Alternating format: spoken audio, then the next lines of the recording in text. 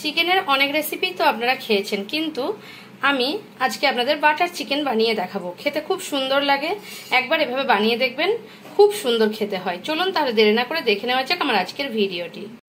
Butter chicken বানানোর জন্য এখানে আমি চিকেন নিয়ে নিয়েছি 1 কিলো 250 গ্রাম, আর ধুয়ে পরিষ্কার করে চিকেনগুলোকে নিয়ে নিয়েছি। এখানে আমি একটা কড়া গ্যাসে গরম করতে বসিয়ে দিয়েছি। এটা লোহার কড়া, গরম হতে দিয়েছি ভালোভাবে। আর এই কড়াতেই আজকে আমি রান্না করে দেখাবো আপনাদের। এখানে কড়া গরম হয়ে গেছে, এখন আমি 2 চামচ সাদা তেল কড়ার মধ্যে দিয়ে দিচ্ছি। এবারে তেলটা দিয়ে চারপাশটায় লাগিয়ে নিচ্ছি, ঠিক এভাবে। চারপাশটা লাগিয়ে নেওয়ার পরে তেলটা আমার প্রচণ্ড গরম আছে, আর ঠিক হাই ফ্লেমেই রেখেছি গ্যাসের ফ্লেমটা। এবারে এর উপরে চিকেনগুলো আমি দিয়ে দেব। এবারে পুরো চিকেনটা দেওয়ার পরে হাই ফ্লেমে রেখেছি, এখন হাই ফ্লেমেই থাকবে। এবারে চিকেনগুলোকে আমি এই সাদা তেলের মধ্যে একটু ফ্রাই করে নেব।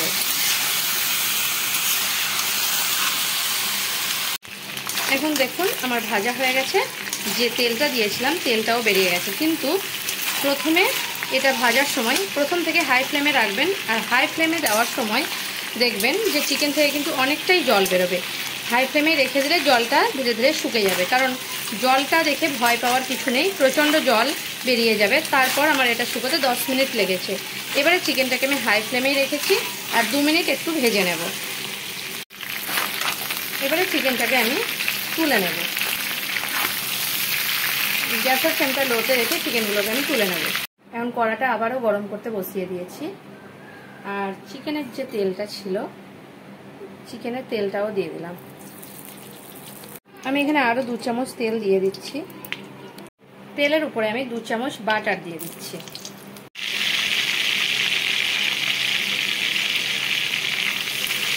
দু চামচ বাটার দিয়ে দিলাম। তারপর এখানে যে পেঁয়াজটা কেটে রেখেছি সেই পেঁয়াজটা দিয়ে দেব। এখন আমি পেঁয়াজটাকে দিয়ে দিচ্ছি। পেঁয়াজটাকে দিয়ে হাই ফ্লেমে আমি পেঁয়াজটাকে ভাজতে দিয়েছি। পেঁয়াজটা ভাজতে ভাজতে চেরা কাঁচা লঙ্কাগুলো দিয়ে দিচ্ছি। পেঁয়াজটার সঙ্গে কাঁচা লঙ্কাগুলো ভাজা হয়ে যাবে। এখানে পেঁয়াজটা ভাজা ভাজা হয়ে গেছে, কারণ বাটার সাদা তেল, তাই বোঝা যাচ্ছে না। হালকা গোল্ডেন করে, একদম পোড়াবো না, কিন্তু ভাজাটা হয়ে গেছে পেঁয়াজের। ঠিক এইরকমই ভাজা চাই আমার এই বাটার চিকেনটা বানানোর জন্য। এখানে 3 চামচ আদা রসুনের পেস্ট আমি তৈরি করে রেখেছি, এটা দিয়ে দিচ্ছি। এটা একটু ধুয়ে জল দিয়ে দেবো। এবার 1 চামচ হলুদ গুঁড়ো দিয়ে দিলাম। তারপর একটু নেড়ে নেব মশলাটা। মিডিয়াম টু হাই ফ্লেমে আছে। এখন দিয়ে দিচ্ছি 1 চামচ লঙ্কা গুঁড়ো। লঙ্কা গুঁড়োটা দিয়ে আমি মশলাটাকে একটু কষিয়ে নিয়েছি। এবারে আমি চিকেনগুলো দিয়ে দেবো এর মধ্যে, যে ভেজে রেখেছি সেই চিকেনগুলো।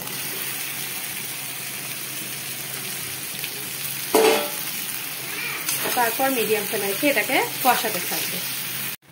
এখন চিকেনের মধ্যে 1 চামচ লবণ দিয়ে দিচ্ছি, আর 1 চামচ আর খুব সামান্য একটু লবণ দিয়ে দিচ্ছি। এবারে লবণ দেওয়ার পরে আমি চিকেনটাকে আবারও নেড়ে চেড়ে কষাতে থাকবো মিডিয়াম ফ্লেমে রেখে। এবারে চিকেনটাকে 10 মিনিট কষানোর পরে টমেটোটা দিয়ে দিলাম।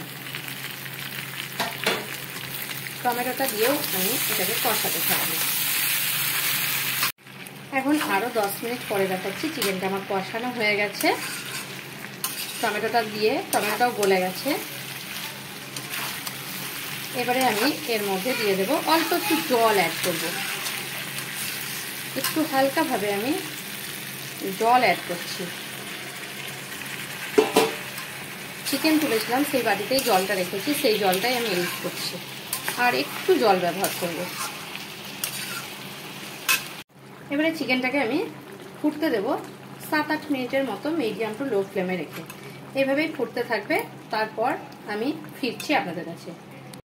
এবারে আমার চিকেনটা হয়ে গেছে। এখন আমি উপর থেকে অল্প একটু বাটার ছড়িয়ে দেব। এখানে অল্প একটু বাটার আমি ছড়িয়ে দিচ্ছি, আর গ্যাসের ফ্লেমটা আমি বন্ধ করে দেব। এবারে আমি এভাবে সব মিশিয়ে নিচ্ছি, আর এটা এখন নামিয়ে নেব একটা বাটির মধ্যে।